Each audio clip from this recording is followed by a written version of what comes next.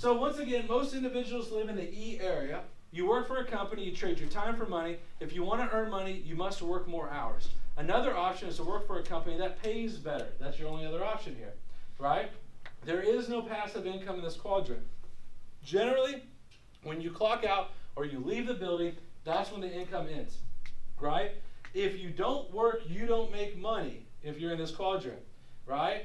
The words of ease, right here, if you want to know the E personality you're talking to, is I'm looking for a safe and secure job with good pay and excellent benefits, right?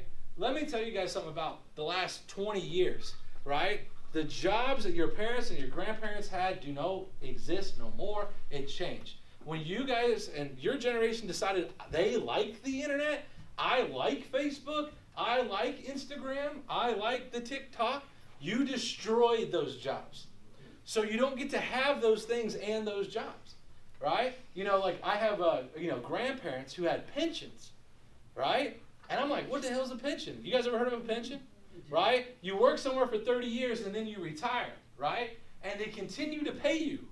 What? Yeah, they continue. I'm not talking about no 401k. I'm talking about they continue to pay you until you die. So you get the pension money and you get your Social Security money. You get two incomes when you retire, right?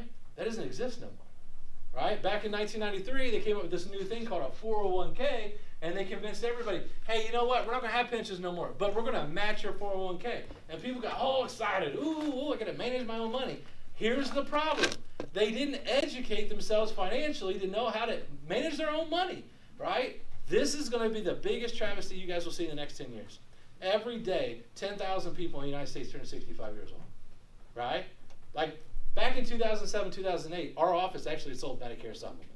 Back then, it was 8,000 people a day turn 65, right? Could you imagine? We had 700 to 800 brand new leads every day in this office, right? There were people turning 65.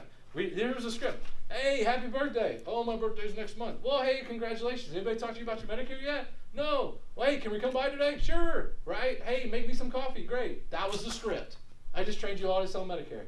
Now, here's the funny thing. The first person in the house or the last agent in the house won. That's how it worked. We used to make 300 or 400 calls, go out 30, 40, 50 appointments, right? Sell Medicare. Now there's more people turning 65, but here's the problem now. The people turning 65 now never had any kind of retirement. Their 401k is in total chaos because of 2007, 2008, right? And all of a sudden you're going to start seeing older and older people. Like, let me ask you, you guys ever go to Florida and look at the age of the waiters?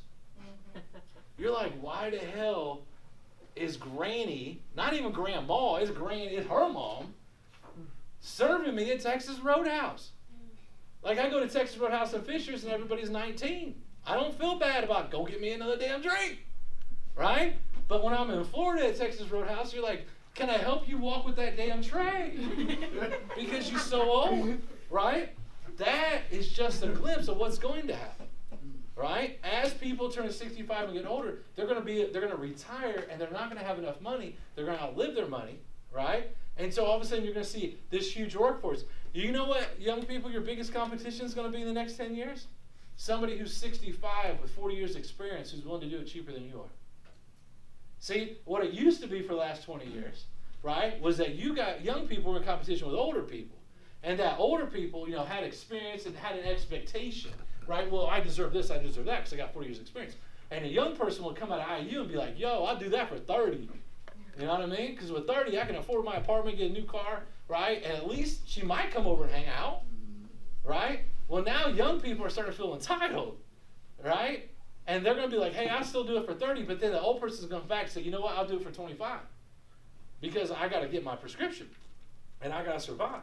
Do you guys see what I'm saying? That's the chaos we're going to. So if that happens, how does the story I gave you in the first place work in that system? Because it don't, right? Because you'll be young with a baby and somebody with 40 years experience will walk in and say, I'll do it cheaper.